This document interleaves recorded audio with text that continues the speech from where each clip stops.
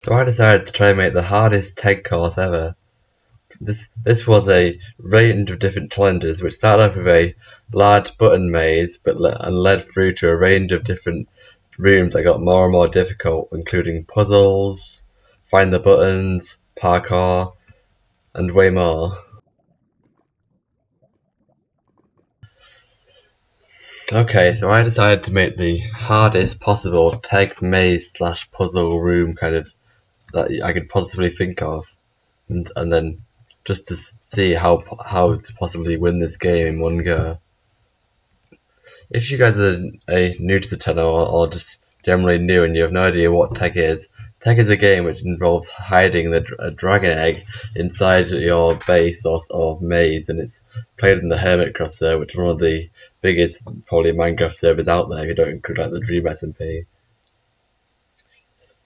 But yeah, this is a game that's been going on for a while on there. Pretty much the aim is you've got to hide the TEGG for 500 days in a hidden spot inside your base, and then you can get it multiple times. But when you find it, you've got to hide it in your base, and then when people find your TEGG, they hide it in their base, and just keep that going. So if you enjoy this different style video I'm trying to do, like I'm trying to make these next few videos less kind of like series based and more just one off, but like I'm gonna go back to some more episodic in like a week or two, like not next week but the week after. I should be being back on the Origins SMP or it's Origins server, so if you're enjoying that series, that'll be returning them. But we've got a range of different videos, including this one here, and also I'm going to be doing a kind of speed run from Wooden Sword to Royal Guardian Sword in the Orospawn mod, so look forward to that next week. So if you enjoy the content here, be sure to like and subscribe, and I've also got a TikTok which is at ellipical 13, the same name as this channel, so if you enjoy that content, also watch there. But without further ado, let's get into the video. Before we can get fully into the video, I've got some kind of background knowledge which is going to be useful for kind of keeping up with this whole TEGG idea. Like this building here, which is in like the middle of the spruce forest, and it's all pretty much underground. It's what I'm classing as my just general base for this, which like it doesn't have the TEGG in it, because like my idea was, which I've seen some people do, is they have like a specific like kind of base or area for TEGG. So this is kind of the base, and then most of the TEGG things are in my mind, which you'll see over in this direction here. Pretty sure it's this way. Yeah, it's this way. If you see other stuff, it's because this is a word I use for making TikToks, so any of the stuff around is from them. So if you recognise and enjoy that, then check those out, and this is where I make those things. But here's what I left over for the TEGG base. This is what would have been a mine, but like for the first challenge is just a wall full of buttons. So you know, each of these buttons, you know, maybe they do something, maybe you don't. Like you have to try them all, you know.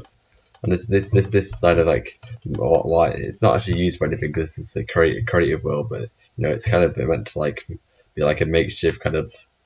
I guess it's like a makeshift kind of strip mine. It's like you go down slowly, banging your head, and then you've got like a few different branches and things, all filled, and every single, except from that one which I just broke, every single possible block is filled with these dumb buttons, like they are everywhere. But to cut it short, because it is just a lot of buttons like all around the walls, the button to get into the TEGG maze is this one here, which will open that door there, which will close after you, and you're into the first room. If anyone's wondering, oh, this seems hard, like that's the point. This is meant to be the impossible TEGG room that you can physically, no one's gonna solve. So if you build this, you're just gonna win. But this is the first room here. As you see, lots of things that, you know, lots of paintings, you know, maybe like, ooh, I can jump in there. Lots of just random buttons around. But this first room is just the general find the button room, and you've got to look around and find it. You know, the floor's made of trapdoors, so you know you kind of got to check under every single trapdoor. You know, maybe if I crawl in, there'll be something. But there isn't. I'll give you that. Nothing. Like, my idea was to make this room as kind of packed with detail and buttons and trapdoors, just so you're going to be here ages just pressing buttons.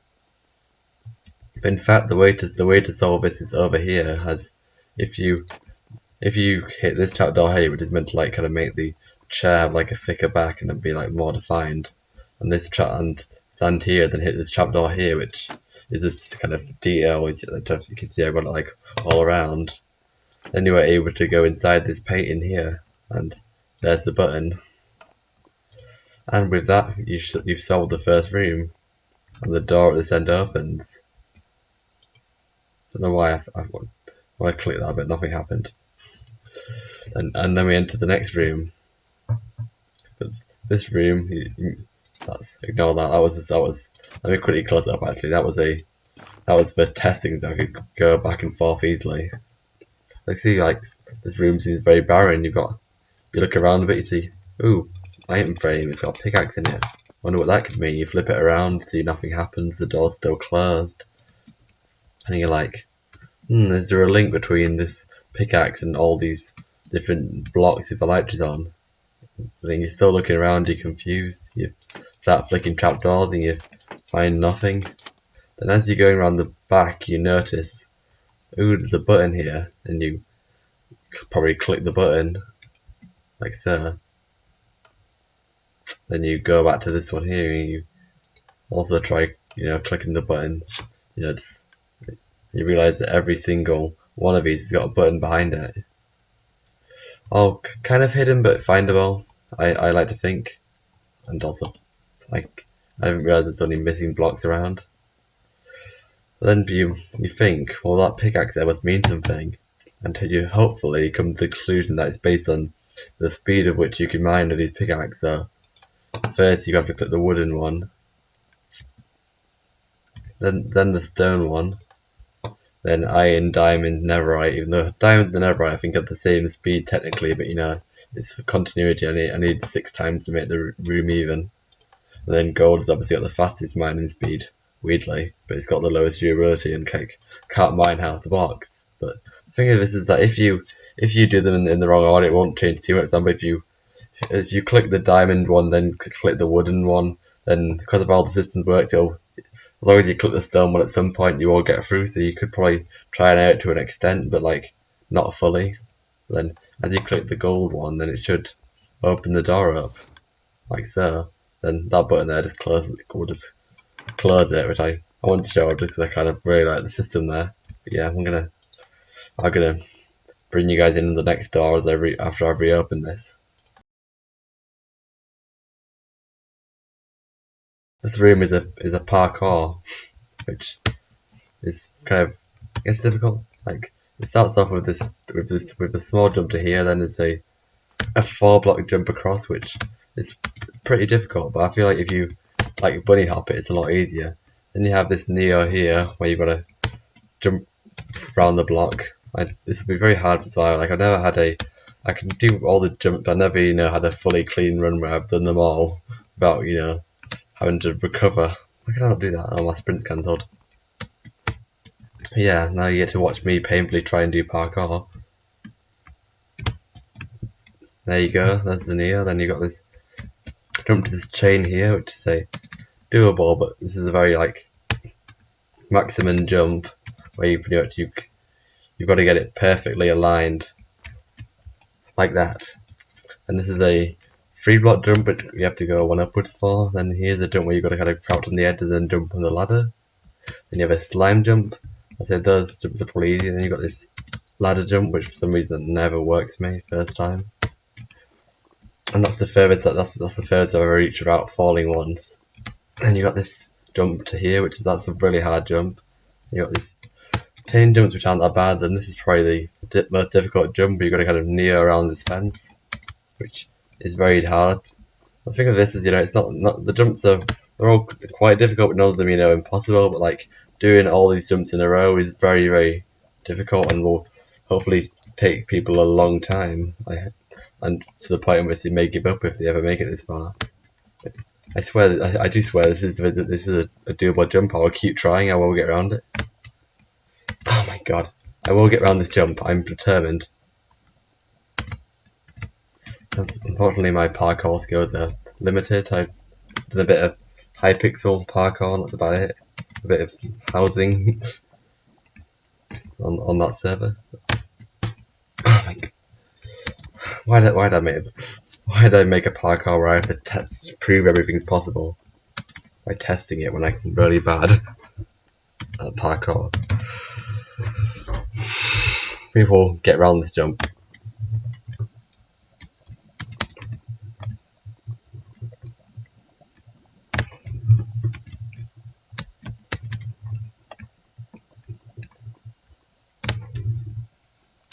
And there we go, we got round it. that was only a few attempts later, but it was still pretty bad. And people are thinking, oh god, I've gone through all this. Like, obviously we got through it quite quickly. I'm not sure what's above that, maybe lava. No, we're going to put a placeholder block there because that looks nicer. And be like, god, what's next? And then they go through and they see a door maze, and then they cry, hopefully. Also, I'm going to turn some sounds down because the doors are very loud. And so is the lava. Yeah, then they see all these doors and they're like, really? And they get kind of angry. They're like, they can't start spamming doors around. But the thing they don't realise is if they go back to the start door here, and then if they've on the way in they've opened this door, if they reopen the door again, and behind it is a little trap door which will drop them into this room here, which they'll be like, hopefully at this point they're thinking, wow, yes, we've made it to the TEGG, and they're very, very happy. But the thing is that this isn't the end. If they read the sign, it says, they're like, oh, I can't access it, and they read the signs. Hit the lever, then jump into the lava.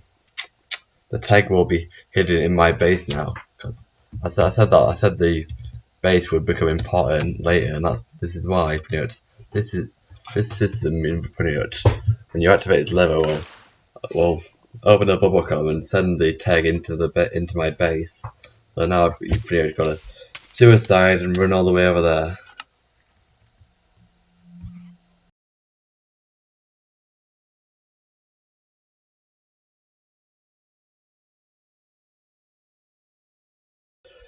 Okay, so now they've run all the way to your base. They're kind of angry that they've had to walk all the way and that you kind of trolled them.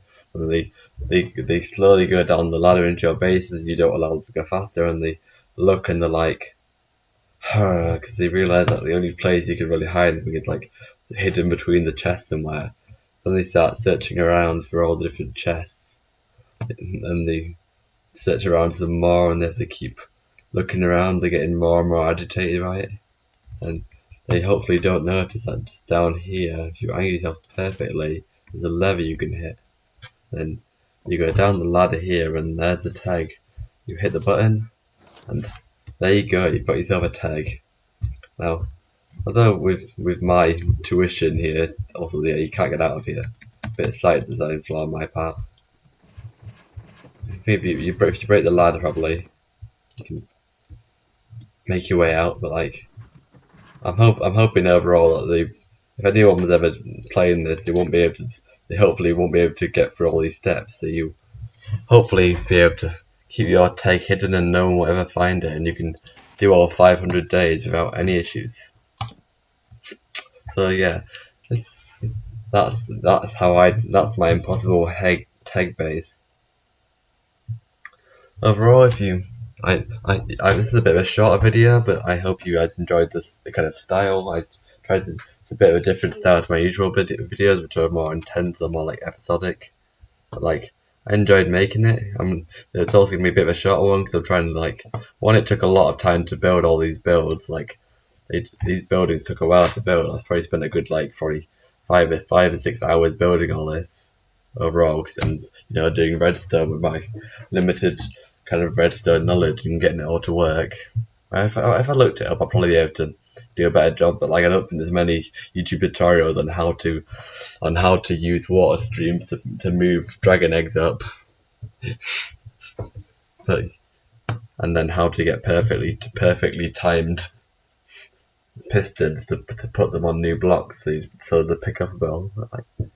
Yeah, I think it's a bit short. I'm trying to also cram in with a few videos because I'm going away for like a week or two, and I think this video will be the last one I release at home. The other ones will be release while I'm away, so I'm trying to stock up in videos. And overall, if you enjoyed it, be sure to subscribe, like this video, leave a comment, and goodbye.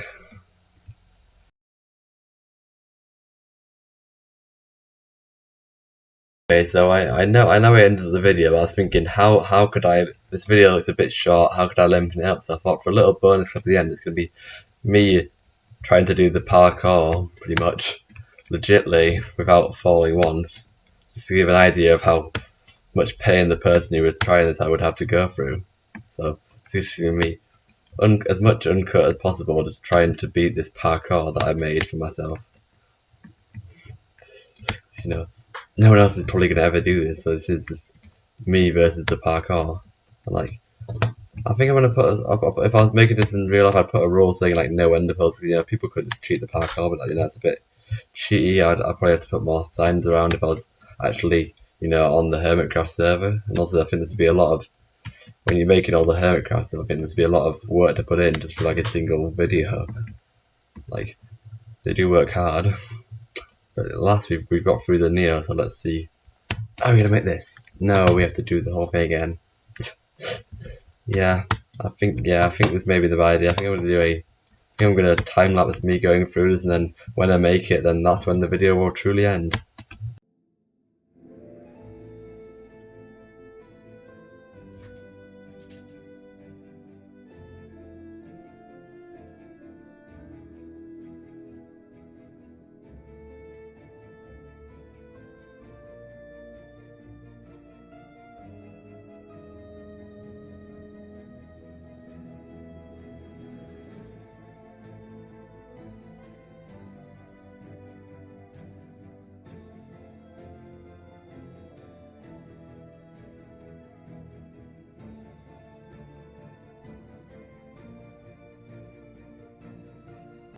Come on, this could be it this time, please. Just on the last jump again. Come on, they're on the final stretch. Oh, for fuck's sake. Oh, I keep getting so close and just failing. But we're gonna get it, we're not gonna stop till we finish this. Okay, why can't I not make this jump anymore?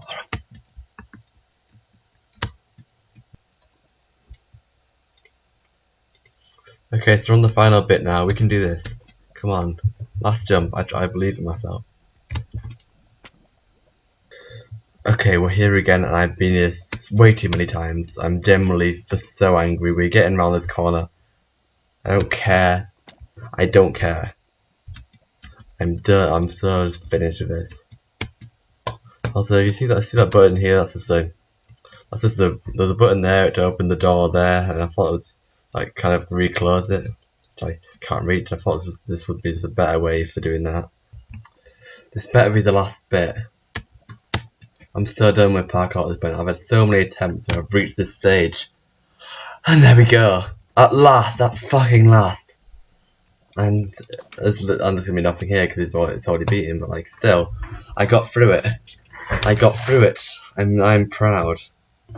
I didn't lose to the thing. I didn't give up. That was such a waste of time. So if you enjoy watching me suffer as well as watching me build nice things, be sure to subscribe again. And this is what I feel like doing. I'm safe. And goodbye. I hate parkour.